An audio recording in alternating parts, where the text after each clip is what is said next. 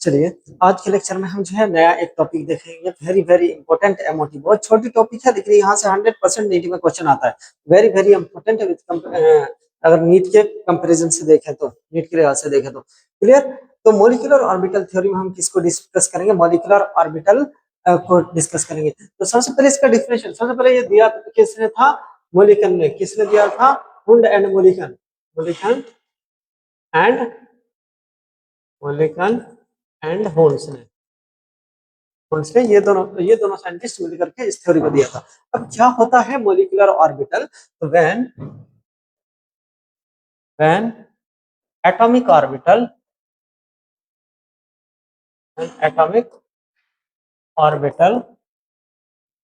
combine together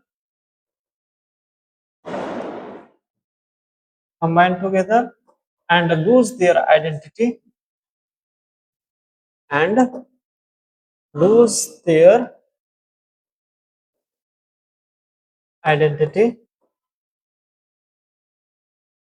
to form new orbital known as molecular orbital. When atomic orbital combine together, जब atomic orbital आपस में मिलेगा वो क्या करेगा? अपनी आइडेंटिटी को लूज कर देगा और एक नया ऑर्बिटल का फॉर्म करेगा। उसी को क्या हम बोलेंगे? Molecular orbital. तो चलिए अब देखते हैं हम characteristic of molecular orbital. Molecular orbital की क्या क्या कैरेक्टरिस्टिक होता है। अभी तो हम थोड़ा सा थ्योरेटिकल पढ़ेंगे, उसके बाद बताऊंगा कि नीट में क्वेश्चन कैसे आते हैं। और उससे अगर इस थ्योरी की बुक के हिसाब से करने बैठ जाओगे तो अराउंड 2 मिनट 3 मिनट एक क्वेश्चन को लगेगा करने में। बट लास्ट में एक शॉर्ट तरीका बताऊंगा जिससे 10 सेकंड में क्वेश्चन सॉल्व कर सकते। तो चलिए पहले अकॉर्डिंग टू बुक वगैरह में कैसा लिखा है उसको पहले देखेंगे कि इस तरह से लिखा हुआ होता है वैसे पढ़ेंगे। उसके बाद फिर जो मैं अपना ट्रिक बताऊंगा कैसे सॉल्व करना क्वेश्चन। हाँ, तो चलिए कैरेक्टरिस्टिक ऑफ मॉलिक्यूलर ऑर्बिटल क्या होता है? Characteristics of molecular orbital.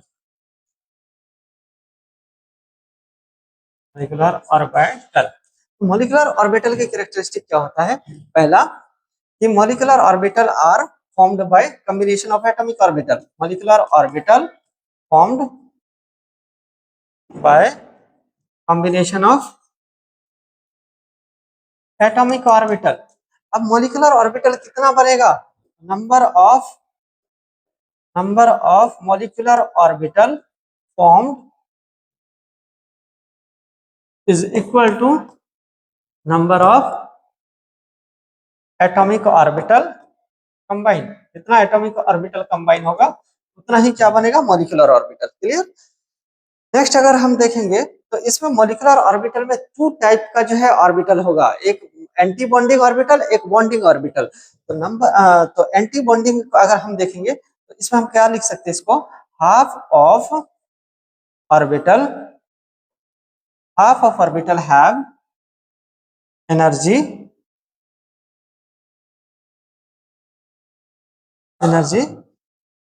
is less, known as bonding molecular orbital. Half of orbital का एनर्जी क्या होगा? कम हो जाएगा, उसको हम क्या बोलेंगे? Bonding molecular orbital. And fourth one में half of orbital have energy is large, इसका एनर्जी क्या हो जाएगा? ज्यादा हो जाएगा, उसको हम क्या बोलेंगे? Anti bonding molecular orbital, ABMO, anti bonding molecular orbital. हाँ क्लियर। अब जो है हम इसको डिनोट कैसे करेंगे? इसका जो है साइज से अगर हम देखते हैं, चलिए हम कंपैरिजन देख लेते हैं इन दोनों के बीच का जो क्या होता है bonding and anti bonding molecular orbital का कंपैरिजन। तो एंटी बॉन्डिंग मॉलिक्यूलर ऑर्बिटल को हम जनरली जो है डिनोट करते हैं स्टार से, एंड बॉन्डिंग वाले को जो है सिंपल हम उसमें स्टार नहीं लगाते, और सिग्मा बॉन्ड को सिग्मा से एंड इसको जो है पाई से। क्लियर। तो comparison of bonding and anti bonding molecular orbital देखेंगे। इधर हमने लिख दिया बॉन्डिंग मॉलिक्यूलर ऑर्बिटल, इसको हम डिनोट करते हैं BMO, B for bonding, M for molecular, O for orbital. और यहाँ पे anti bonding molecular orbital, anti bonding means A, molecular B, molecular orbital, ABMO, इससे डिनोट करते हैं। तो चलिए क्या होता है बॉन्डिंग मॉलिक्यूलर ऑर्बिटल में?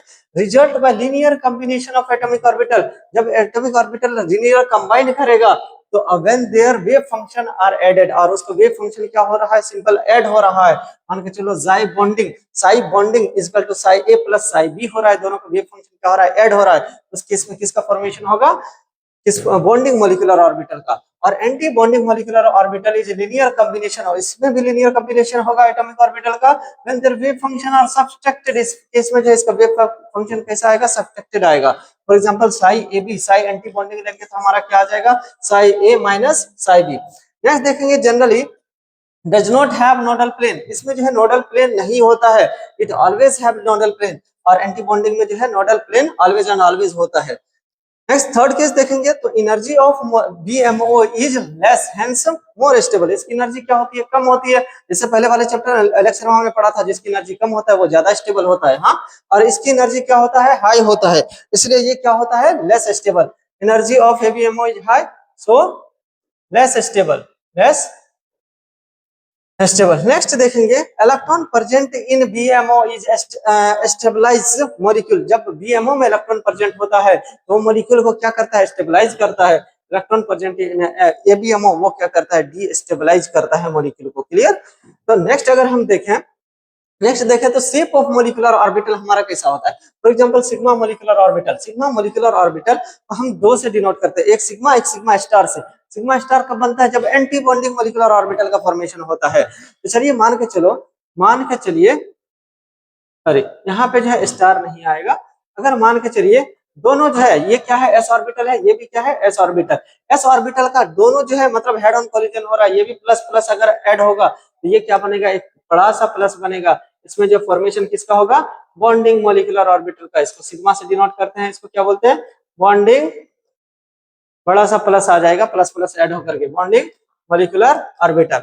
नेक्स्ट देखेंगे एक प्लस एक माइनस, ये भी क्या है, एस ऑर्बिटल, एस ऑर्बिटल। एक प्लस एक माइनस है तो प्लस माइनस क्या होगा, सब्ट्रैक्ट होगा ना, प्लस प्लस ऐड होकर के बड़ा हो जाएगा, प्लस माइनस सब्ट्रैक्ट हो जाएगा। तो ये क्या बन जाएगा, छोटा छोटा जो है दो ऑर्बिटल बन जाएगा, एक पे प्लस आ जाएगा, एक पे प्लस आ जाएगा, एक पे माइनस आ जाएगा। और यहाँ पे देखो, यहाँ पे नोडल प्लेन आ गया ना, नोडल प्लेन जहाँ पे इलेक्ट्रॉन डेंसिटी क्या हो, जीरो हो जाए। हाँ, तो अगर एस एस ऑर्बिटल कंबाइन हो रहा है, दोनों का साइन सेम है, मतलब क्या होगा, ऐड होगा, Sai A plus psi B, मतलब साई ऐड होगा, ऐड होगा तो बॉन्डिंग मॉलिक्यूलर ऑर्बिटल होगा, और माइनस होगा तो क्या होगा, एंटी बॉन्डिंग मॉलिक्यूलर ऑर्बिटल का फॉर्मेशन होगा। क्लियर।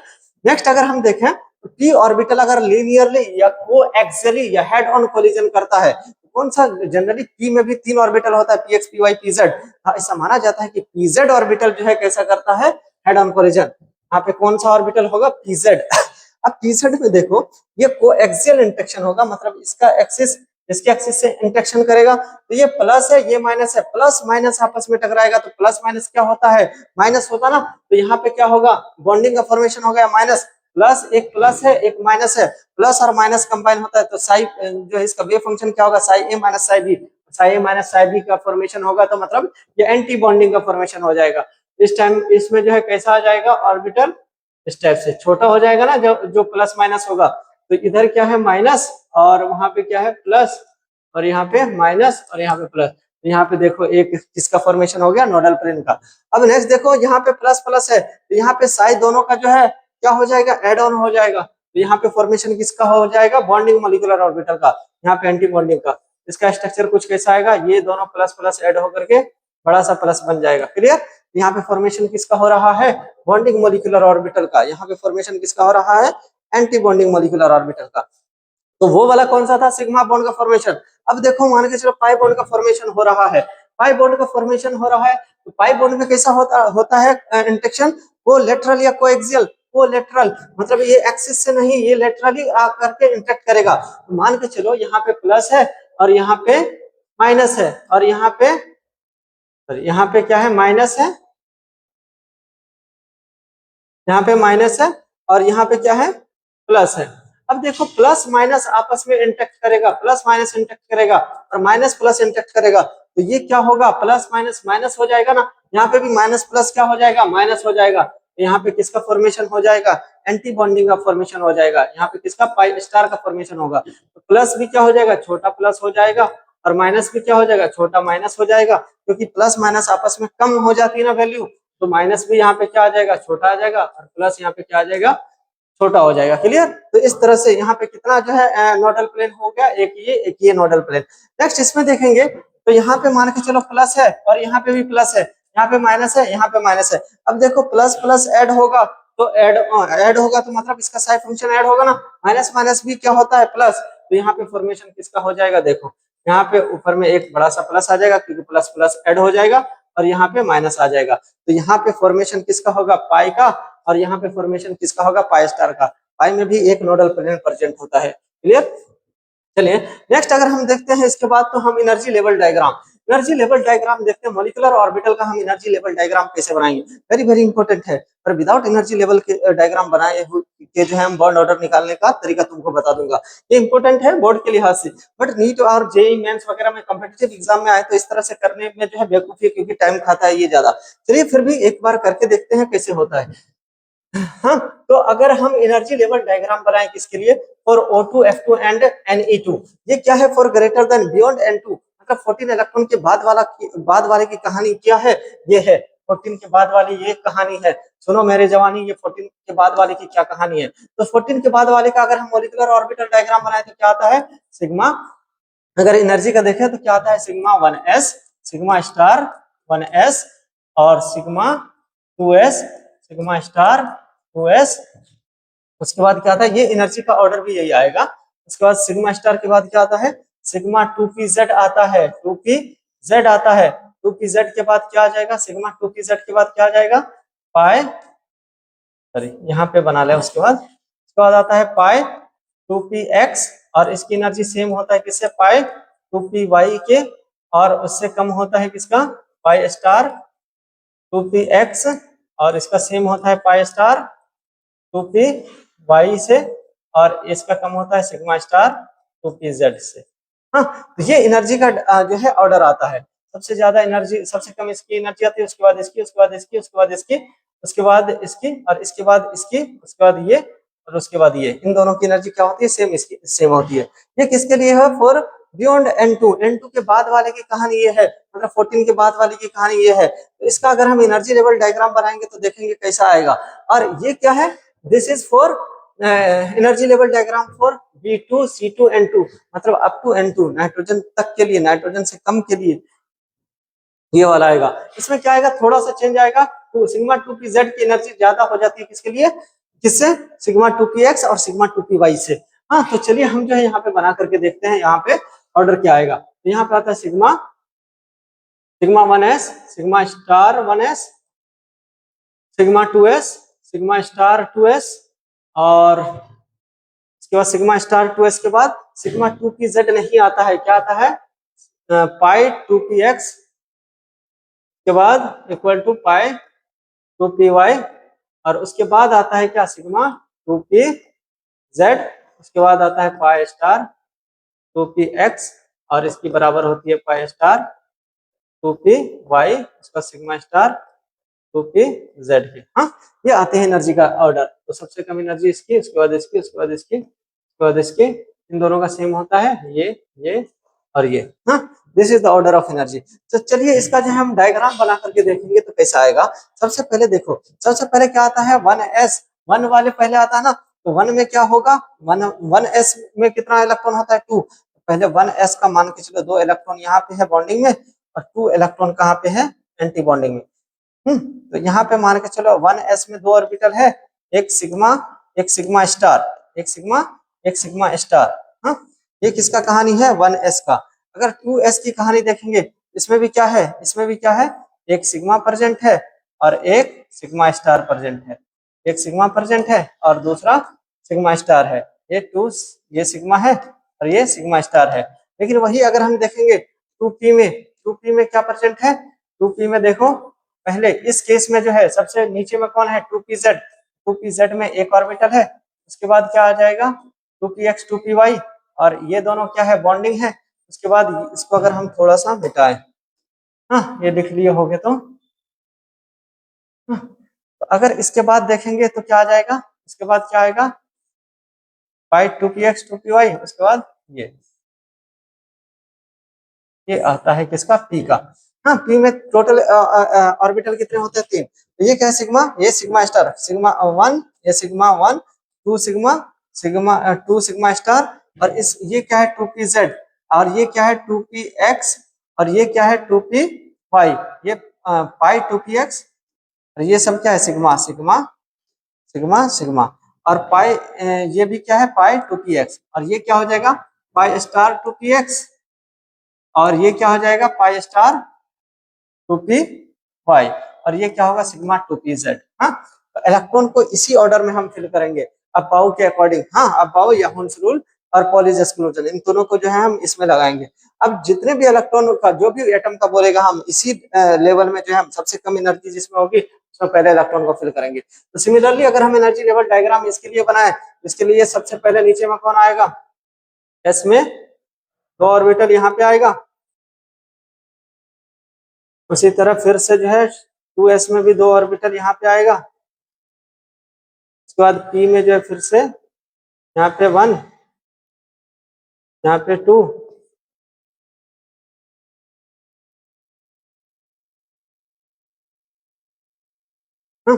ये आएगा, ये क्या है सिग्मा 1s, और ये क्या है सिग्मा स्टार, और ये क्या है ये भी सिग्मा, ये क्या है सिग्मा स्टार, ये 2 है, ये 2 है, ये 1 है, ये 1 है, और ये क्या है सॉरी इसमें ये वाला नहीं बनेगा, इसमें पहले क्या आएगा, पहले आएगा पाई, पहले पाई आएगा, उसके बाद क्या आएगा ये जेड आएगा। हाँ, पहले इसमें क्या आएगा, पहले क्या आ रहा है देखो पाई 2px, तो ये पाई 2px है, उसके बाद ये क्या है पाई 2py है, उसके बाद क्या आ रहा है सिग्मा 2pz आ रहा है, उसके बाद पाई स्टार 2px, और ये पाई स्टार 2py, हाँ py पाई x, और सिग्मा स्टार 2pz तो सबसे लास्ट में ही रहेगा। क्लियर सब, तो ये है एनर्जी लेवल डायग्राम। अब इसमें बोलेगा तुमको, इसमें बोलेगा मान के चलो ऑक्सीजन का जो है तुमको बॉन्ड ऑर्डर निकालने के लिए, मान के चलो O2 का बॉन्ड ऑर्डर निकालने के लिए। हाँ, तो O2 को जो है तुमको जो इस O2 में कितने इलेक्ट्रॉन होते हैं टोटल,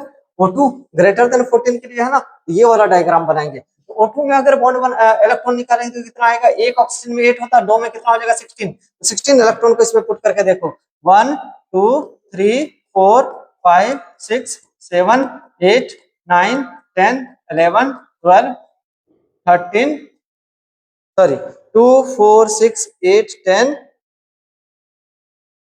12 14 15 16, क्योंकि दोनों की एनर्जी सेम है इसलिए एक इलेक्ट्रॉन दिया, तो टोटल नंबर ऑफ इलेक्ट्रॉन कितना 16 पुट कर दिया। तो यहाँ पे तुमसे पूछेगा O2 का जो है मैग्नेटिक कैरेक्टर कैसा होता है, बॉन्ड ऑर्डर कैसा होता है। बॉन्ड ऑर्डर का एक फॉर्मूला होता है, bond order is to 1/2 into क्या होता है number of bonding electron minus number of anti bonding electron. तो 1/2 इंटू बॉन्डिंग इलेक्ट्रॉन कितना है, जिसमें भी स्टार नहीं लगा हुआ है वो क्या है बॉन्डिंग, इसमें देखो स्टार नहीं लगा है, 2 यहाँ पे आ गया और 2 यहाँ पे आ गया, इसमें स्टार एंटी बॉन्डिंग हो जाएगा, ये भी 2 है और 2 ये 2 4 6 8 10, नंबर ऑफ बॉन्डिंग कितना आ गया 10 आ गया, minus number of anti bonding, इसमें देखो एंटी बॉन्डिंग है, ये एंटी बॉन्डिंग है क्योंकि स्टार लगा है, ये एंटी बॉन्डिंग है क्योंकि स्टार लगा है, ये एंटी बॉन्डिंग, तो 2 4 और यहाँ पे 1 2 6 आ गया ना, यहाँ पे कितना लिखेंगे 6, तो 1/2 इंटू 10 माइनस 6 कितना आ जाएगा 4, तो कितना आ जाएगा 2, इसके O2 के बीच में बॉन्ड ऑर्डर कितना आएगा 2। ऑक्सीजन के हम पहले भी वैलेंस थ्योरी में पढ़े हैं, ऑक्सीजन कितना बॉन्ड बनाता है 2 इलेक्ट्रॉन के शेयरिंग से, 2 इलेक्ट्रॉन के शेयरिंग से कितना बॉन्ड बना देगा, 2 इलेक्ट्रॉन का शेयरिंग करता है डबल बॉन्ड, और MOT से भी हमको पता चलेगा इसका बॉन्ड ऑर्डर कितना होता है 2 होता है। और ये कैसा होता है पैरामैग्नेटिक, कैसा होता है पैरामैग्नेटिक। और उसी तरह हम यहाँ पे देखेंगे फॉर एग्जांपल C2 का बोला तुम्हें निकालने के लिए, C2 में जो है कितना बॉन्ड होगा, तो C2 में कितना आएगा इलेक्ट्रॉन, कार्बन में 6 होता है, 2 कार्बन में कितना हो जाएगा 12, तो 12 इलेक्ट्रॉन को इसमें पुट करना है, देखो 1 2 3 4 5 6 7 8 9 10 11 12 हो गया ना। तो अब जो है इसमें भी हम क्या करेंगे बॉन्ड ऑर्डर निकालने के लिए, bond order is equal to 1/2 into n bonding electron minus n anti bonding electron, 1/2 into bonding कितना है यहाँ पे 2 4 6 8 है ना, माइनस एंटी बॉन्डिंग कितना है यहाँ पे 2 और यहाँ पे 2 4 है, तो कितना आ जाएगा 1/2 इंटू 8 माइनस 4 इज 4, कितना आ जाएगा 2। तो C2 में भी बॉन्ड कितना आएगा 2, लेकिन दोनों के दोनों बॉन्ड कैसे होंगे, पाई वाले होंगे, क्योंकि ये दोनों तो आपस में कैंसिल हो गया। यहाँ पे दोनों इलेक्ट्रॉन, चारों इलेक्ट्रॉन किसमें है, पाई में है, इसलिए पहले यहाँ पे पाई का फॉर्मेशन होगा अकॉर्डिंग टू एमओटी। यहाँ पे जनरली पहले 14 से पहले वाले में पहले पाई का फॉर्मेशन होता है, अदरवाइज पाई जो है सिग्मा के बगैर वजूद में नहीं होता। लेकिन यहाँ पे एमओटी क्या एक्सप्लेन करता है कि पहले पाई बॉन्ड का फॉर्मेशन होता है for less than 16 electron. Clear? अगर डबल बॉन्ड का फॉर्मेशन हो रहा है तो क्लियर। यहाँ पे क्या होगा, पाई बॉन्ड का फॉर्मेशन क्लियर पहले होगा। हाँ, अब इसका मैग्नेटिक कैरेक्टर कैसा होगा, कोई भी अनपेयर्ड इलेक्ट्रॉन नहीं है तो डायमैग्नेटिक होगा। तो चलिए इन सब को जो है, ये क्या था बुक की कहानी, बुक में ऐसे पढ़ाते हैं, चलिए अब ट्रिक से पढ़ते हैं। इतना करने के लिए जाएंगे, कोई भी एग्जाम में क्वेश्चन आएगा तो इतना नहीं करना, देखो सिंपली कैसे करना। सिंपली फॉर एग्जाम्पल तुमको किसी का बॉन्ड ऑर्डर निकालना है, तो एक तुम जो है मैजिक नंबर मेरा याद रखो, मैजिक नंबर 1 कौन सा है, 10 10 12 32 10, ये याद रखो। एक बार, दो बार, चार बार इसको पढ़ो, 10 10 12 32 10, 10 10 12 32 10, 10 10 12 32 10। कैसे याद करेंगे, 10 10 12 32 10, 10 10 12 32 10, इसको 4 बार पढ़ो, याद हो जाएगा, 10 10 12 32 10। चलो अब जो है तुमको क्या करना है, अब जो है ये जो है मेरा ट्रिक है, कैसे अब यहाँ पे क्या करना है, 10 10 12 32 10 के बाद यहाँ पे 2 का टेबल लिखना है। क्या होता है 2 का टेबल, 2 1 जा 2, 2 2 जा 4, 6 8 10 12 14 16 18 एंड 20, ये 2 का टेबल हो गया। अब देखो यहाँ से हम कैसे सॉल्व करेंगे। फॉर एग्जांपल अगर हमारा इलेक्ट्रॉन, अगर किसी भी मॉलिक्यूल में इलेक्ट्रॉन 2 है तो उसका बॉन्ड ऑर्डर कितना आ जाएगा, बॉन्ड ऑर्डर 1 आ जाएगा। अगर 4 है तो बॉन्ड ऑर्डर कितना आ जाएगा, 0 आ जाएगा। अगर 6 है तो बॉन्ड ऑर्डर 1 आ जाएगा। अगर 8 है तो बॉन्ड ऑर्डर 0 आ जाएगा। 10 है तो बॉन्ड ऑर्डर 1 आ जाएगा। 12 है तो बॉन्ड ऑर्डर 2 आ जाएगा। 14 है तो बॉन्ड ऑर्डर 3 आ जाएगा। 16 है तो 2 आ जाएगा। 18 है तो 1 आ जाएगा। 20 है तो 0 आ जाएगा। हाँ क्लियर। तो ये क्या याद करना है तुमको, 10 10 12 32 10, 10 10 12 32 10, और यहाँ पे 2 का टेबल तुमको लिख देना है। क्लियर। अभी जो है हमने मॉलिक्यूलर ऑर्बिटल डायग्राम से इसका O2 का किया था। O2 का बॉन्ड ऑर्डर अभी क्या आया था पीछे में जो है, अभी मैंने O2 और C2 का किया था, देखो कितना आ रहा था। O2 एंड C2 का किया था तो कितना आ रहा था, O2 का भी शायद 2 ही आ रहा था और C2 का भी 2 ही आ रहा था। तो यहाँ से भी हमने देखा O2 का बॉन्ड ऑर्डर निकाला था, यहाँ पे कितना आ गया था, 2 आया था, और इसका भी निकाला था, इसका भी 2 आया था। तो देखो हमारे ट्रिक से भी डायरेक्टली इतना करने की कोई जरूरत है, ट्रिक से डायरेक्टली O2 में कितना इलेक्ट्रॉन होता है 16, 16 का 2 बॉन्ड ऑर्डर आ गया। उसी तरह C2 का कितना होगा 12, 12 का बॉन्ड ऑर्डर कितना आएगा 2। अब तुम बोलोगे कि सर हमें तो पता है कि 14 का 3 होता है, 16 का 2 होता है, लेकिन अगर हमारे पास 15 इलेक्ट्रॉन आ गया तो हम क्या करेंगे, 15 इलेक्ट्रॉन आ गया तो क्या करेंगे। मैं बोलूंगा देखो सिंपली 14 का कितना होता है 3, 16 का कितना होता है 2, तो 14 और 15 के बीच में आता है ना 15, तो 15 का कितना हो जाएगा, इन दोनों के बीच में बॉन्ड ऑर्डर कितना आ जाएगा 2.5। अगर तुम बोलोगे कि सर 2 का तो 1 होता है, 4 का 0 होता है, तो अगर 3 आ गया बीच में तो 3 का क्या आएगा, तो देखो 2 का 1 होता है, 4 का 0 होता है, तो 1 और 0 के बीच में वैल्यू कितनी आ जाएगी 0.5, तो 3 का बॉन्ड ऑर्डर कितना आ जाएगा 0.5। इसी तरह से 4 का 0 होता है, 6 का 1 होता है, तो 5 का क्या आएगा, 5 का वैल्यू कितना आ जाएगा 0.5। उसी तरह 6 का कितना होता है, तो 7 का कितना हो जाएगा, 6 का 1, 8 का 0, ये भी 0.5 आ जाएगा। हाँ, और 9 का भी कितना आ जाएगा, 0 और 1 के बीच में 0.5। उसी तरह 11 का भी कितना आ जाएगा, 1 और 2 के बीच में 1.5, और 13 का कितना आ जाएगा, 13 का 2 और 3 के बीच में 2.5। हाँ, और 17 का कितना आ जाएगा, 1 और 2 के बीच में 1.5, 19 का कितना आ जाएगा 0.5।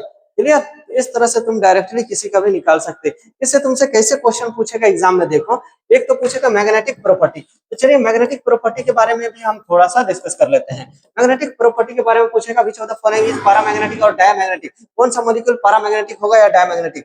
तो एक चीज जो है गांठ बांध लो, मतलब भेजे में ठूस लो। क्या होता है कि अगर odd number of electron present है, odd number of electron is present, अगर odd number of electron present है तो ऑलवेज एंड ऑलवेज क्या होगा, ऑलवेज क्या होगा, ऑलवेज पैरामैग्नेटिक। कैसा होगा, पैरामैग्नेटिक। हाँ, मतलब पैरामैग्नेटिक मतलब मैग्नेट के थ्रू अट्रैक्शन शो करेगा, मैग्नेट के साथ अट्रैक्शन शो करेगा, मैग्नेट को अट्रैक्ट करेगा। अगर इवन है, if even are present, even में जनरली क्या होता है, जनरली डायामैग्नेटिक, जनरली डायामैग्नेटिक। हाँ, लेकिन एक्सेप्ट किसके, एक्सेप्ट याद रखो किसके, बॉस के, B2O2 एंड S2, ये बॉस BOS, इसको छोड़ करके सारे डाया होते हैं इवन वाले, क्योंकि ये इवन होता है ना। B2 का कितना हो जाएगा 10, O2 का कितना हो जाएगा 16, इसका कितना होता है 32। हाँ, तो इसमें क्या होता है, इवन होता है, फिर भी ये कैसा शो करता है, पैरामैग्नेटिक। एक्सप्लेन कैसे करता है, अभी मॉलिक्यूलर एनर्जी डायग्राम बनाया था, इसमें पाई स्टार में क्या आया था, पाई स्टार में क्या आया था, एक एक इलेक्ट्रॉन आ गया था, अनपेड इलेक्ट्रॉन हो गया था, जिसके कारण इसमें हो जाएगा। V2 में भी सेम का केस आएगा। हाँ, तो यहाँ पे 10 होता है, तो यहाँ पे क्या हो जाएगा, पैरामैग्नेटिक। इसके अलावा V2O2H2 रटने से अच्छा है तुम क्या रटो, 16 वाला क्या होता है, पैरामैग्नेटिक। और 16 में कितना पैरामैग्नेटिक होता है, 2।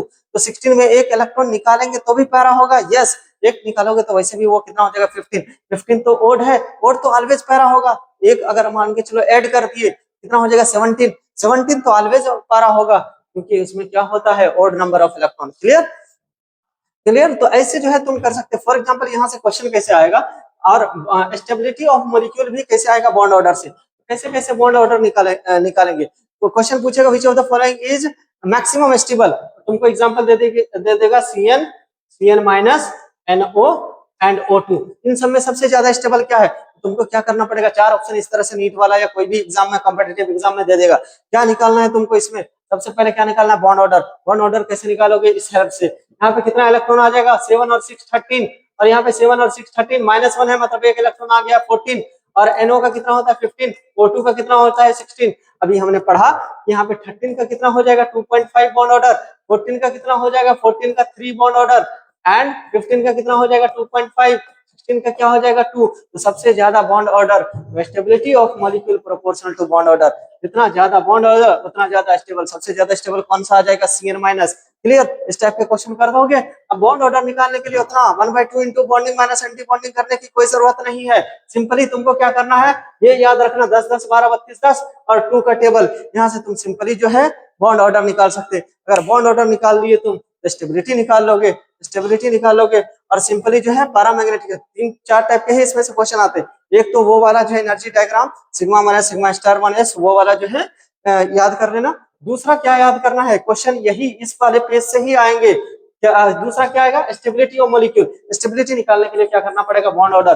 बॉन्ड ऑर्डर निकालने के लिए ये किसी भी मॉलिक्यूल का तुम बॉन्ड ऑर्डर निकाल सकते। क्या याद करोगे, 10 10 12 32 10 और 2 का टेबल, यहाँ से जो है तुम इलेक्ट्रॉन निकाल लोगे, और वहां से अब मान के चलो अगर बॉन्ड ऑर्डर सेम है, दो मॉलिक्यूल का बॉन्ड ऑर्डर सेम आ गया, फॉर एग्जांपल H2 प्लस और H माइनस, इन दोनों का बॉन्ड ऑर्डर सेम हो गया। इसका भी कितना आता है 0.5, इसका भी कितना आता है, इसका भी कितना आता है 0.5, क्योंकि इसमें कितना इलेक्ट्रॉन है, H2 प्लस में एक हाइड्रोजन में एक इलेक्ट्रॉन होता है, 2 हाइड्रोजन में 2 इलेक्ट्रॉन, एक प्लस मतलब एक इलेक्ट्रॉन चला गया, बचा कितना 1 इलेक्ट्रॉन। और जीरो का भी कितना होता है, जीरो का 0। हाँ, तो 1 का कितना होगा, 1 और 0 के बीच में 0.5, और 3 का भी कितना आएगा 0.5। 3 का यहाँ पे कितना इलेक्ट्रॉन आएगा, H2 माइनस में 3 इलेक्ट्रॉन, 3 का भी कितना आता है 0.5, इसका भी 0.5। तो इन दोनों में कौन ज्यादा स्टेबल होगा। तो एक और चीज याद रख लो, stability proportional to number of electron in bonding orbital and inversely proportional to anti-bonding orbital। अगर एंटी बॉन्डिंग ऑर्बिटल में इलेक्ट्रॉन ज्यादा है, उसके इसमें स्टेबल ज्यादा आएगा, एंटी बॉन्डिंग में आएगा तो वो कम स्टेबल होगा। तो H2 मतलब एक इलेक्ट्रॉन को पुट करेंगे ना, देखो ये क्या आएगा, बॉन्डिंग में ही आएगा एक इलेक्ट्रॉन, लेकिन इसमें पुट करेंगे तो देखो 2 बॉन्डिंग में आएगा और एक एंटी बॉन्डिंग में आ जाएगा। एंटी बॉन्डिंग वाला जो है क्या करता है, इसको डीस्टेबलाइज कर देगा। इसलिए ज्यादा स्टेबल कौन होगा, जिसमें सिर्फ और सिर्फ बॉन्डिंग मॉलिक्यूलर ऑर्बिटल में प्रेजेंट होगा। क्लियर, यहाँ तक की कहानी है। अब इसके बेसिस पे मैंने जो है नीट के सारे क्वेश्चन डिस्कस कर रखे हैं। ये वाला अगर कॉन्सेप्ट क्लियर है तो तुम आराम से वो क्वेश्चन कर सकते हैं। नेक्स्ट टॉपिक जो है हम देखते हैं डायपोल मोमेंट। डायपोल मोमेंट जो है एक्चुअली क्या बताता है हमें कि पोलरिटी ऑफ कंपाउंड, कोई कंपाउंड कितना ज्यादा पोलर है, या फिर हम डायरेक्टली सिंपली कह सकते हैं कि ionic nature of covalent compound. Covalent compound में कोई भी कंपाउंड ना 100% आयनिक होता है ना 100% कोवेलेंट होता है, तो उसमें कुछ ना कुछ परसेंटेज आयनिक भी होता है अगर कोवेलेंट कंपाउंड है तो, और आयनिक कंपाउंड है तो उसमें भी कुछ ना कुछ परसेंटेज कोवेलेंट का होता है। तो मतलब कि कोवेलेंट कंपाउंड में कितना परसेंटेज आयनिक का है या कुछ परसेंटेज आयनिक का है, वो डिटरमाइन कौन करेगा, डायपोल मोमेंट। तो चलिए डायपोल मोमेंट से हम क्या क्या बातें पता करते हैं। तो polarity measured in term of dipole moment, किसी भी कंपाउंड में जो पोलरिटी होगा, मतलब उसमें जो प्लस माइनस कुछ ना कुछ आएगा, वो किससे हम डिटरमाइन करेंगे, डायपोल मोमेंट के थ्रू, कोवेलेंट बॉन्ड के अंदर। For measurement of extent of polarity, polling introduce, कौन सा साइंटिस्ट इसको बताया था डायपोल मोमेंट के बारे में? पॉलिंग एक साइंटिस्ट था। इंट्रोड्यूस डायपोल मोमेंट, जिसको डिनोट किसी कहा जाता है डायपोल मोमेंट को? म्यू से। अब म्यू का फॉर्मूला क्या होता है? Dipole moment is equal to Q into D, charge into distance between the charge. Distance जितना दो चार्ज के बीच में मान के चलो प्लस माइनस है, एक्स और वाई के बीच में जो है कुछ पार्शियल इसमें मान के चलो नेगेटिव, इसमें पार्शियल पॉजिटिव आ रहा है, इन दोनों के बीच में कुछ ना कुछ डिस्टेंस होगा और इसका चार्ज जो भी होगा प्लस माइनस, तो वो मान के चलो चार्ज क्या है? Q। Q इंटू डी करेंगे तो हमारा क्या आ जाएगा? डायपोल मोमेंट आ जाएगा। क्लियर? नेक्स्ट, डायपोल मोमेंट क्या है? हमारा वेक्टर क्वांटिटी है। और वेक्टर क्वांटिटी का डायरेक्शन कहां से कहां था? वेक्टर है तो इसमें डायरेक्शन भी होगा, दिशा भी होगी। हाँ, स्केलर में क्या होता है? ओनली वैल्यू होती है। और डायरेक्शन मैग्नीट्यूड, इसमें वेक्टर में क्या होता है? दिशा प्लस वैल्यू दोनों होता है। हाँ, मतलब डायरेक्शन भी होगा इसमें। डायरेक्शन कहां से कहां तक होगा? लेस ईएन टू मोर ईएन, जिसपे ईएन कम होगा वहां से हाई ईएन की तरफ इसका डायरेक्शन होगा। ओके, नाउ यूनिट देखेंगे। यूनिट क्या होता है डायपोल मोमेंट का? तो इसको यूनिट होता है डिबाई। 1 डिबाई इसका कितना होता है? 10 की power minus 18 ESU electrostatic unit centimetre के टर्म में। बट SI यूनिट में देखेंगे तो 3.3 इंटू 10 की power minus 30 coulomb per metre होता है। क्लियर? नेक्स्ट अगर देखेंगे इसकी प्रॉपर्टी तो क्या है? मान के चलो डायपोल मोमेंट की अगर हम नेक्स्ट प्रॉपर्टी देखते तो क्या क्या ये इंडिकेट करता है? For diatomic molecule, diatomic molecule में जो है डायपोल मोमेंट किसके बराबर होगा? किसके कैसे हम कैलकुलेट करेंगे? तो डिफरेंस इन ईएन, अगर उसमें कुछ ना कुछ ईएन का डिफरेंस, इलेक्ट्रोनेगेटिविटी का डिफरेंस है, तो उससे हम कैलकुलेट करेंगे कि ये मॉलिक्यूल में जो है डायपोल मोमेंट प्रेजेंट है या नहीं। अगर ईएन डिफरेंस 0 आ गया मतलब उसमें पोलैरिटी नहीं है, डायपोल मोमेंट नहीं है। क्लियर? अगर मान के चलो HF, HCl, HBr, तो सबसे ज्यादा जो है, सबसे ज्यादा ईएन किसका होता है? पूरे पीरियोडिक टेबल में फ्लोरीन का। तो सबसे ज्यादा ईएन, इसमें ईएन डिफरेंस सबसे ज्यादा आएगा, उससे कम इसमें, उससे कम इसमें। तो सबसे ज्यादा पोलर, सबसे ज्यादा डायपोल मोमेंट किसमें आएगा? HF में, उसके बाद HCl में, उसके बाद HBr में, उसके बाद HI में। क्लियर? तो ये ऑर्डर हो जाएगा किसका? डायपोल मोमेंट का, म्यू का।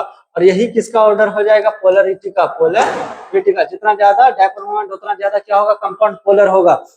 अगर हम पॉली एटॉमिक मॉलिक्यूल का देखते हैं तो for poly atomic molecule dipole moment is vector sum of all bond, सारे बॉन्ड का जो वेक्टर सम निकालेंगे उससे जो भी डायपोल मोमेंट आएगा वहां से हम इंडिकेट करेंगे कि कोई भी मॉलिक्यूल में डायपोल मोमेंट प्रेजेंट है या नेट वेक्टर सम 0 है तो एब्सेंट होगा। फॉर सिमेट्रिकल मॉलिक्यूल, अगर सिमेट्रिकल मॉलिक्यूल है, सिमेट्रिकल मॉलिक्यूल में म्यू इक्वल टू क्या आ जाएगा? 0 आ जाएगा, क्योंकि vector sum of dipole moment इसमें क्या आ जाएगा? 0 आ जाएगा। इसलिए इसमें क्या आ जाएगा? For symmetrical molecule dipole moment 0। Benzene मान के चलो, नेफ्थलीन या डाइफिनाइल, इसमें म्यू की वैल्यू 0 हो जाती है, क्योंकि ये सारे के सारे मॉलिक्यूल कैसे है? प्लेनर है, प्लेनर मॉलिक्यूल, इसलिए इसमें जो वेक्टर सम क्या आ जाता है? 0 आ जाता है। नेक्स्ट देखेंगे डायपोल मोमेंट का। Vector sum of dipole moment is 0। अगर वेक्टर सम 0 है फिर भी उसके अंदर, बॉन्ड के अंदर पोलैरिटी प्रेजेंट होता है। फॉर एग्जाम्पल देखो, ये मान के चलो BCl3 है, this is Cl, this is Cl, this is Cl। और इसमें जो है ऑर्डर ऑफ डायपोल मोमेंट का जो है डायरेक्शन कहां से आएगा? इसका लेस ईएन, इसका मोर ईएन। डायरेक्शन इधर होगा, यहाँ पे इधर होगा, यहाँ पे इधर होगा। अब इन तीनों का वेक्टर सम क्या आता है? 0 आता है। तो ओवरऑल मॉलिक्यूल तो क्या होगा? नॉन पोलर, मतलब मॉलिक्यूल का म्यू क्या आएगा? 0 आएगा। लेकिन क्या इंडिविजुअल बॉन्ड का म्यू 0 आएगा? नहीं, यहाँ पे भी कुछ ना कुछ डायपोल मोमेंट प्रेजेंट होगा, यहाँ पे भी कुछ ना कुछ डायपोल मोमेंट प्रेजेंट होगा।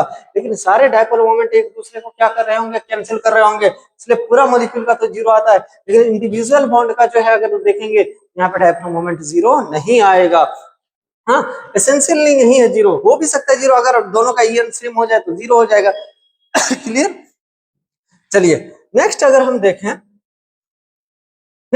देखें तो इन सब में जो डायपोल मोमेंट का ऑर्डर क्या आएगा? सबसे ज्यादा क्वेश्चन डायपोल मोमेंट से पूछे जाने वाला ये NH3 और NF3, ये दोनों पूछा जाने वाला सबसे ज्यादा डायपोल मोमेंट से है। चलिए इन दोनों का हम देखते हैं कैसे निकालेंगे डायपोल मोमेंट। ये लोन पेयर है, डायपोल मोमेंट का जो है डायरेक्शन कहाँ से होता है? लोन पेयर की तरफ ही होता है। अब यहाँ देखो H और N में ज्यादा ईएन किसका है? N का है, तो यहाँ से इधर की तरफ डायपोल मोमेंट का इसकी वजह से आएगा।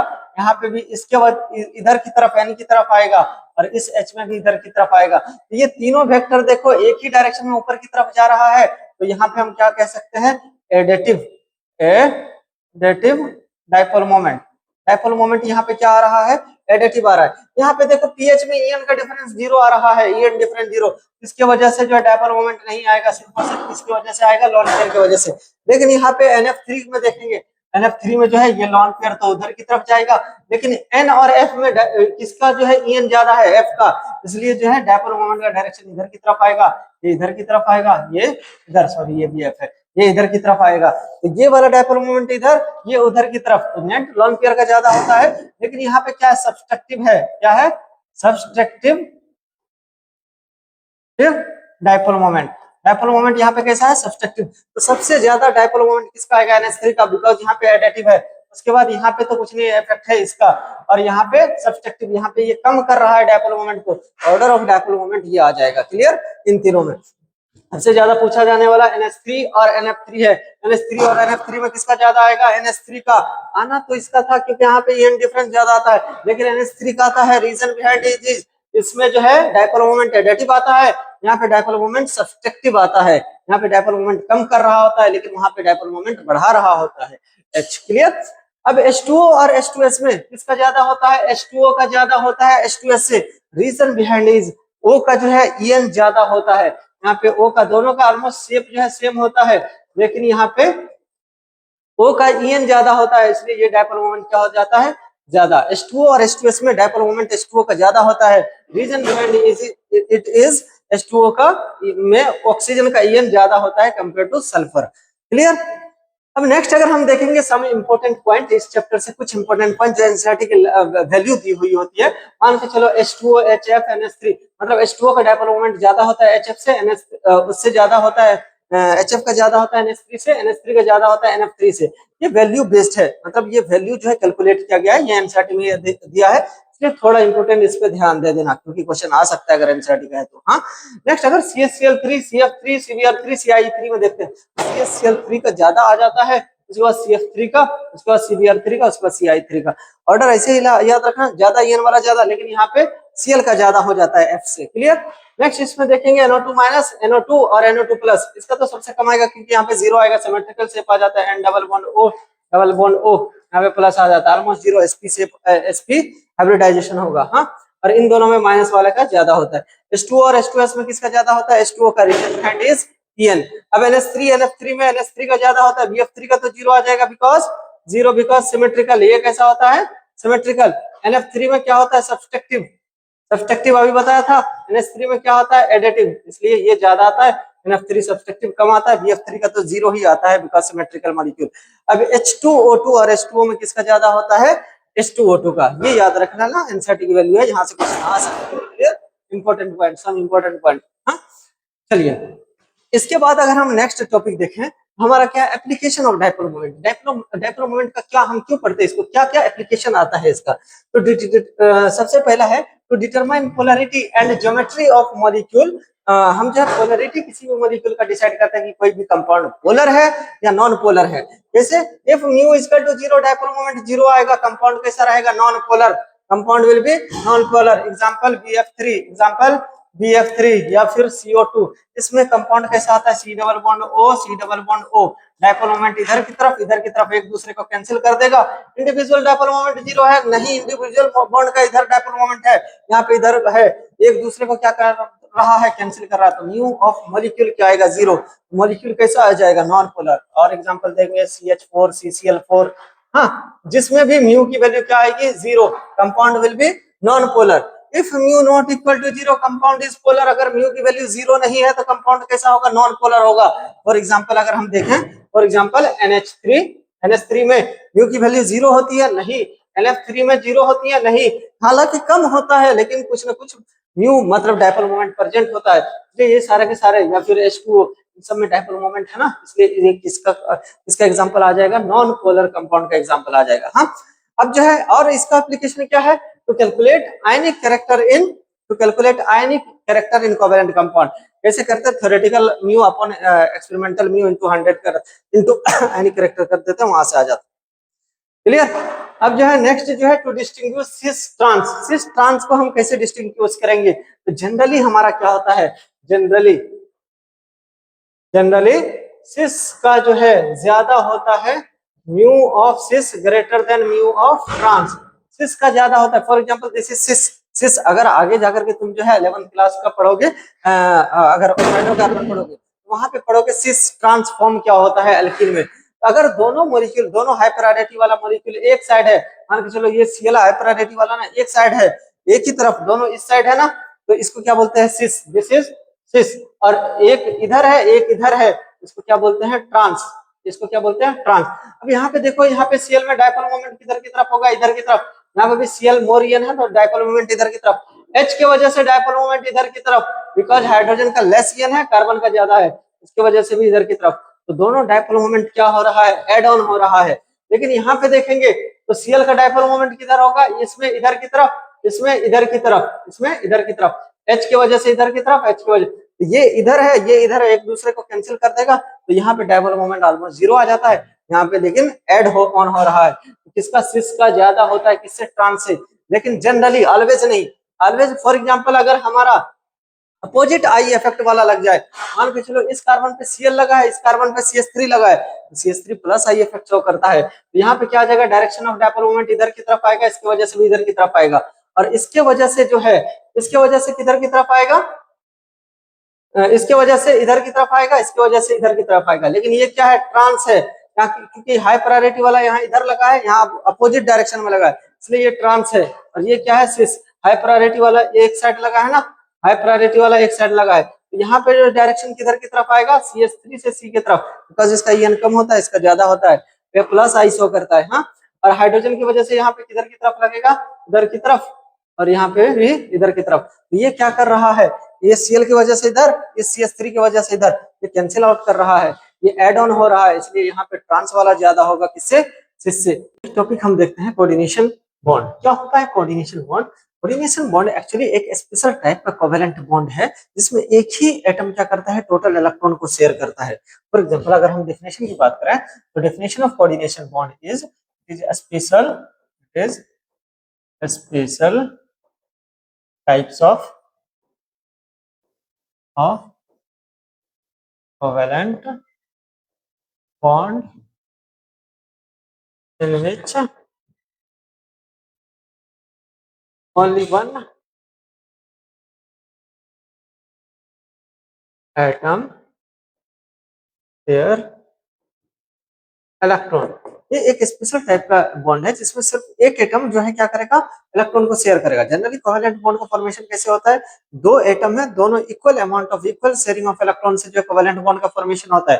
बट कोऑर्डिनेशन बॉन्ड में it is special type of covalent bond which only one atom share the electron. हाँ, तो अब इसमें नेसेसरी कंडीशन क्या है? अगर एक एटम शेयर करेगा तो इसमें दो नेसेसरी कंडीशन है, टू नेसेसरी कंडीशन। मतलब अगर शेयर कर रहा है तो जो इलेक्ट्रॉन दे रहा है उसको क्या बोलेंगे?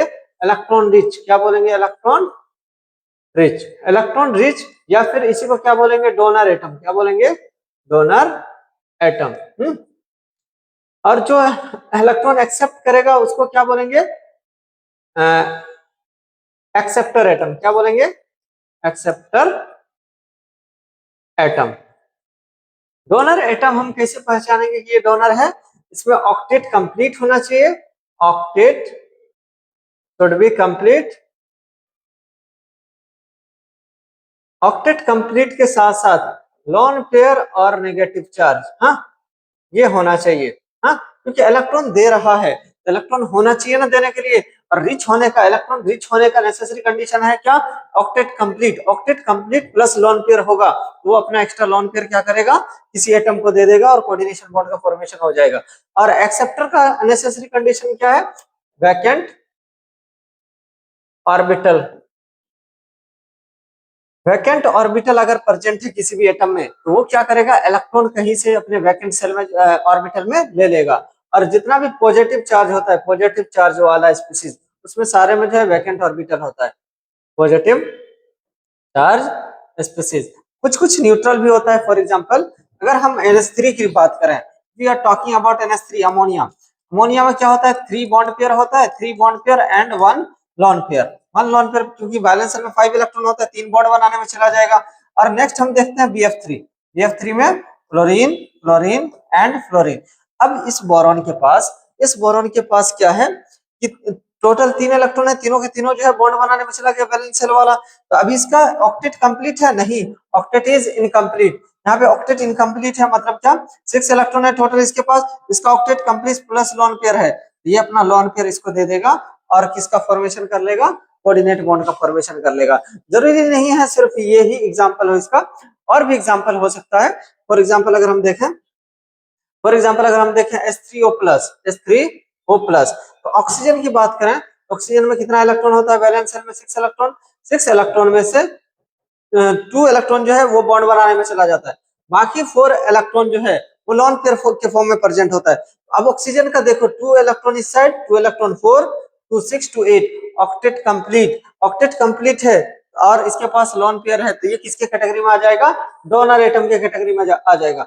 अब H प्लस को देखो, H प्लस में क्या है, 1 इलेक्ट्रॉन था वो भी चला गया, तो ये एक्सेप्टर मतलब इसके पास खाली ऑर्बिटल है, यस, तो ये अपना लोन पेयर इसको डोनेट कर देगा। और किस टाइप का बॉन्ड फॉर्मेशन होगा, कोऑर्डिनेट, और किस टाइप का बॉन्ड फॉर्मेशन होगा, कोऑर्डिनेट बॉन्ड। कोऑर्डिनेट बॉन्ड को डिनोट किससे किया जाता है, denoted bye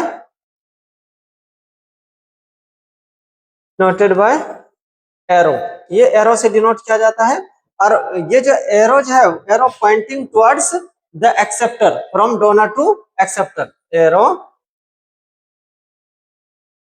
of bond Poynting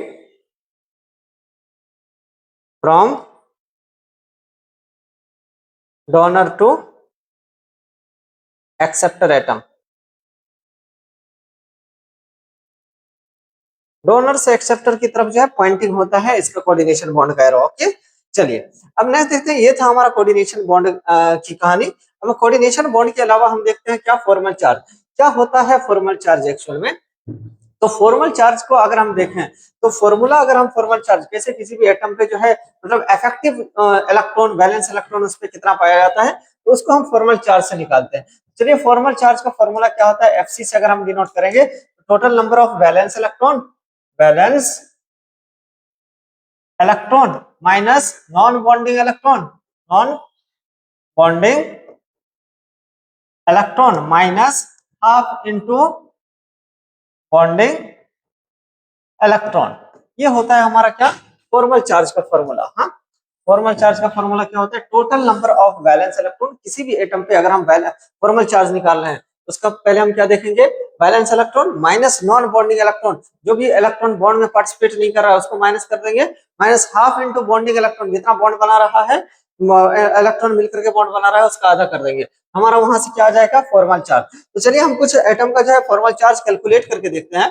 for example HNO3 है, तो HNO3 में हम डिफरेंट एटम पे जो है ऑक्सीजन, हाइड्रोजन और नाइट्रोजन, इसमें फॉर्मल चार्ज निकाल करके देखते हैं। तो सबसे पहले हम फॉर्मल चार्ज निकाल करके देखते हैं किसका, formal charge on hydrogen, hydrogen पे निकाल करके देखते हैं। तो वैलेंस शेल क्या होता है, formula valence shell electron, hydrogen के वैलेंस शेल में कितना इलेक्ट्रॉन होता है, 1, माइनस नॉन बॉन्डिंग इलेक्ट्रॉन, एक ही इलेक्ट्रॉन होता है और वो भी बॉन्डिंग में पार्टिसिपेट कर लेता है, तो नॉन बॉन्डिंग कितना हो जाएगा, 0, माइनस 1/2 इंटू बॉन्डिंग इलेक्ट्रॉन कितना हो जाएगा, एक बॉन्ड बनाता है ना हाइड्रोजन, एक बॉन्ड में कितना इलेक्ट्रॉन होता है, 2 इलेक्ट्रॉन, तो 1/2 इंटू 2 कितना आ जाएगा, 1 माइनस 0 माइनस ये कितना हो जाएगा 1, ये कितना आ जाएगा 0। फॉर्मल चार्ज हाइड्रोजन पे कितना आ जाएगा, HNO3 में 0। चलिए HNO3 के बाद इसमें और जो है नाइट्रोजन और ऑक्सीजन पे भी निकाल करके देखते हैं क्या आता है। क्या स्ट्रक्चर था HNO3 का, डबल बॉन्ड O, ये लॉन पेयर दूसरा ऑक्सीजन को दे रहा था, और यहाँ पे O, यहाँ पे H। तो यहाँ पे जो है ऑक्सीजन के वैलेंस शेल में 6 इलेक्ट्रॉन होता है, 2 बॉन्ड बनाने में चला गया, तो इसमें नॉन बॉन्डिंग इलेक्ट्रॉन कितना है, 4। तो इस ऑक्सीजन पे अगर हम फॉर्मल चार्ज निकालेंगे तो इसका वैलेंस इलेक्ट्रॉन कितना होता है, 6, माइनस नॉन बॉन्डिंग इलेक्ट्रॉन कितना है, 4, माइनस 1/2 इंटू बॉन्डिंग इलेक्ट्रॉन, एक बॉन्ड इधर बना रहा है, एक बॉन्ड इधर बना रहा है, एक बॉन्ड में 2 इलेक्ट्रॉन, तो 2 बॉन्ड में कितना होगा, 4 इलेक्ट्रॉन, कितना आ जाएगा, 6 माइनस 4 माइनस 1/2 इंटू 4 कितना आ जाएगा, -2, कितना आ जाएगा, 6 माइनस 6, आंसर विल बी 0। तो इस ऑक्सीजन पे भी फॉर्मल चार्ज कितना आ जाएगा, 0। चलिए इस ऑक्सीजन पे निकाल करके देखते हैं।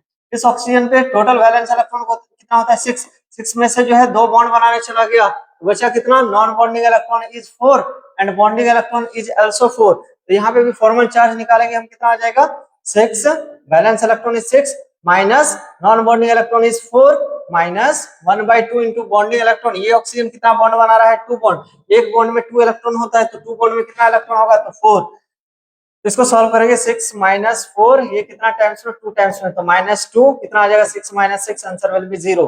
तो इस ऑक्सीजन पे भी फॉर्मल चार्ज कितना आ जाएगा, 0। अब चलिए इस ऑक्सीजन पे हम निकाल करके देखते हैं इस ऑक्सीजन पे कितना आ रहा है।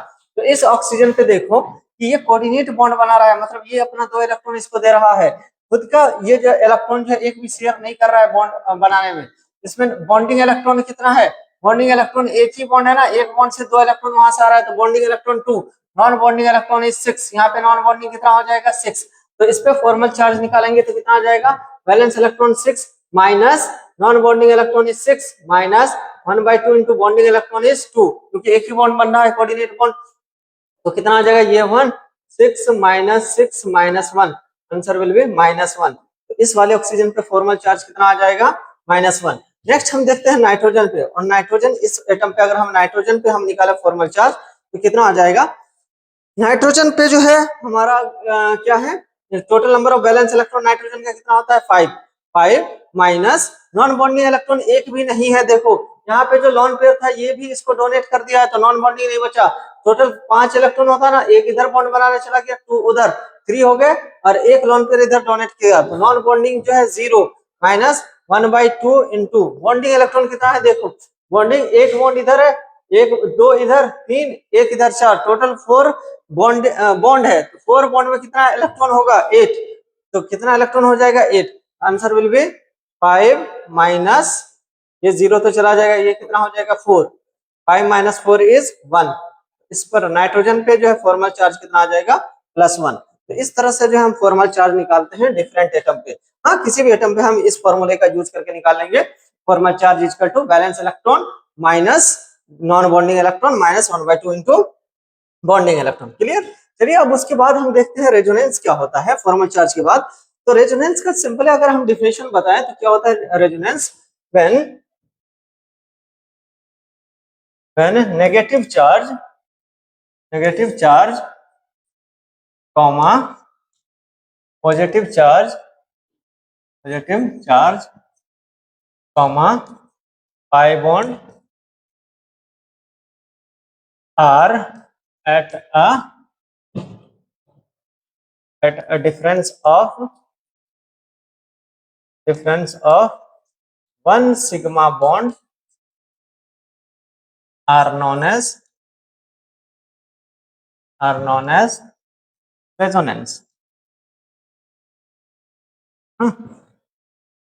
क्या होता है when negative charge positive charge pi bond, इसमें से कोई भी एक सिग्मा के डिफरेंस पे होगा तो उसमें क्या होता है डीलोकलाइजेशन होता है। उस डीलोकलाइजेशन की वजह से क्या होता है रेजोनेंस होने लगता है। रेजोनेंस मतलब घूमने लगता है, कोई भी पॉजिटिव चार्ज नेगेटिव चार्ज या पाई बॉन्ड एक जगह से दूसरी जगह जो है ट्रेवल करने लगता है, उसको क्या बोलते हैं डीलोकलाइजेशन। उसी डीलोकलाइजेशन के फेनोमेनन को क्या बोलते हैं रेजोनेंस, उसी को क्या बोलते हैं रेजोनेंस। चलिए इन सब स्ट्रक्चर में हम देखते हैं O3, जैसे मान लो O3 है, CO3-2 है, इन सब में जो है रेजोनेंस कैसे है हम देखते हैं। तो मान के चलो O3 का स्ट्रक्चर कैसा होता है, O डबल बॉन्ड O और सिंगल बॉन्ड इधर कोऑर्डिनेट बॉन्ड O। अब क्या करेगा कि ये इस वाला का लोन पेयर इधर जाएगा, इधर जो है ये शिफ्ट हो जाएगा, तो कोऑर्डिनेट बॉन्ड इधर आ जाएगा, तो इसका दूसरा रेजोनेटिंग स्ट्रक्चर देखेंगे तो कैसा आ जाएगा डबल बॉन्ड O और कोऑर्डिनेट बॉन्ड O। तो this is resonating structure of O3। इसमें कितना रेजोनेटिंग स्ट्रक्चर आया ओनली 2। रेजोनेटिंग स्ट्रक्चर कितना होगा वो हम कैसे निकालेंगे, हम उसका रेजोनेटिंग स्ट्रक्चर डिफरेंट ड्रॉ करते जाएंगे जब तक सेम रेजोनेटिंग स्ट्रक्चर नहीं आ जाए तब तक जो हम उसका डिफरेंट रेजोनेटिंग स्ट्रक्चर बनाते रहेंगे। अगर सेम आ गया मतलब क्या कि उतना ही रेजोनेटिंग स्ट्रक्चर है। फॉर एग्जांपल हम CO3-2 को देखेंगे, इसका स्ट्रक्चर कैसा होता है C double bond O O minus O minus. हाँ एक स्ट्रक्चर अगर दूसरा इसका जो है रेजोनेटिंग स्ट्रक्चर बनाएंगे तो क्या आएगा, यहाँ पे से जो हम लॉन पेयर इसका नेगेटिव चार्ज इधर जाएगा और ये इधर शिफ्ट हो जाएगा, क्या बन जाएगा CO माइनस डबल बॉन्ड इधर आ जाएगा। हाँ अब जो है नेक्स्ट स्ट्रक्चर देखेंगे तो क्या होगा कि ये वाला जो है बॉन्ड इधर की तरफ शिफ्ट होगा, ये इधर की तरफ शिफ्ट होगा और ये इधर की तरफ शिफ्ट हो जाएगा। तो नेक्स्ट हमारा क्या आ जाएगा C double bond O minus and O minus. अब फिर से अगर हम दोबारा शिफ्ट करेंगे, सिर्फ फिर से दोबारा शिफ्ट करेंगे तो यही बन जाएगा, देखो यही बन जाएगा ना सेम। इसको इधर शिफ्ट करेंगे, इसको इधर, तो ये वाला स्ट्रक्चर फिर से बन गया O माइनस O माइनस, ये रिपीट कर गया ना इससे। हाँ तो डिफरेंट रेजोनेटिंग स्ट्रक्चर कितना आया ओनली 3। CO3-2 में डिफरेंट रेजोनेटिंग स्ट्रक्चर कितना आता है 3। तो चलिए इस रेजोनेटिंग स्ट्रक्चर का हमको बेनिफिट क्या होता है, इससे मॉलिक्यूल स्टेबलाइज हो जाता है। लेकिन और हम इससे क्या क्या निकाल सकते हैं, बॉन्ड ऑर्डर। क्योंकि देखो ये डबल बॉन्ड जो है यहाँ पे फिक्स नहीं है, रेजोनेटिंग स्ट्रक्चर का मतलब ये घूम रहा है। ये डबल बॉन्ड अभी यहाँ पे है, कुछ देर के बाद यहाँ पे चला जा रहा है, कुछ देर के बाद यहाँ पे चला जा रहा है, मतलब ये डबल बॉन्ड तो फिक्स नहीं है ना। तो हम इस एटम के बीच में बॉन्ड ऑर्डर कैसे निकालेंगे, इसके बीच में एग्जैक्ट बॉन्ड कितना है, 1 है या 2 है। तो इसके लिए रेजोनेटिंग स्ट्रक्चर के लिए जो है बॉन्ड ऑर्डर डिफरेंट तरीके से निकालते हैं। तो कैसे निकालते हैं चलिए देखते हैं कैसे निकालते हैं। मान के चलिए PO4 -3 है, CO3 -2 है। चलिए इसको देखते हैं हम अलग से बॉन्ड ऑर्डर निकाल करके। मान के चलिए PO4 कितना है, अभी हमने CO3 -2 को देखा था, CO3 -2 इस टाइप का स्ट्रक्चर था कुछ उसका, CO3 -2। इसका टोटल रेजोनेटिंग स्ट्रक्चर कितना आ रहा था, रेजोनेटिंग स्ट्रक्चर कितना आ रहा था 3। And total number of bond कितना होता है, बॉन्ड ऑर्डर का फॉर्मूला होता है total number of bond, total number of bond कितना है इसके बीच में, देखो 2 इधर 1 इधर 1 इधर, total number of bond is 4। तो बॉन्ड ऑर्डर का फॉर्मूला आता है, एक bond order is equal to total number of bond, total number of bond divided by total number of bond divided by resonating structure. आता है resonating structure, total number of bond divided by resonating structure. तो total number of bond इसमें कितना आ रहा है 4, divided by resonating structure कितना है 3, 4 divided by 3 कितना आ जाएगा 1.33। बॉन्ड ऑर्डर किसका कितना आ जाएगा 1.33। क्लियर। चलिए अगर नेक्स्ट हम ऑक्सीजन O3 का देखते हैं, O3 में भी हमारा कितना आया था, टोटल बॉन्ड रेजोनेटिंग स्ट्रक्चर कितना आया था, रेजोनेटिंग स्ट्रक्चर 2 आया था, resonating structure is 2 and total number of bond is bond कितना था 3। तो यहाँ पर से अगर हम बॉन्ड ऑर्डर निकालेंगे, बॉन्ड ऑर्डर कितना आ जाएगा, bond total number of bond divided by resonating structure कितना आ जाएगा, बॉन्ड कितना है 3 divided by resonating structure is 2 कितना आ जाएगा 1.5, आंसर विल बी 1.5। सिमिलरली हम डिफरेंट और भी अलग अलग का निकाल सकते हैं, जैसे PO4 -3, इसका PO4 -3। अगर PO4 -3 का देखेंगे, PO4 -3 स्ट्रक्चर कैसा आ जाएगा, P double bond O, O minus O minus O minus. इसमें देखो टोटल नंबर ऑफ बॉन्ड कितना है 2, यहाँ पे 2 3 4 5, total number of bond is 5 divided by resonating structure इसमें कितना आएगा, एक बार डबल बॉन्ड यहाँ रहेगा, दूसरा बार यहाँ, तीसरा बार यहाँ, चौथी बार यहाँ। तो टोटल रेजोनेटिंग स्ट्रक्चर कितना आ जाएगा 5 4। तो इसका अगर इसको सॉल्व करेंगे कितना आ जाएगा 1.25। सिमिलरली अगर देखेंगे ClO4 -1, इसका स्ट्रक्चर कैसा आ जाएगा, इसका structure Cl double bond O double bond O double bond O O minus, यही आएगा ना। इसमें हमारा बॉन्ड ऑर्डर का वैल्यू कितना आ जाएगा, bond order equal to total number of bond, total number of bond कितना है 2 4 6 7, total number of bond is 7 divided by resonating structure. देखो एक बार सिंगल बॉन्ड यहाँ रहेगा, दूसरा बार यहाँ, तीसरा बार यहाँ, चौथी बार यहाँ, तो सब पे एक बार जाएगा। टोटल रेजोनेटिंग स्ट्रक्चर इज 4, तो कितना आ जाएगा 1.75, बॉन्ड ऑर्डर विल बी 1.75। तो ये था हमारा बॉन्ड ऑर्डर तक का अभी तक का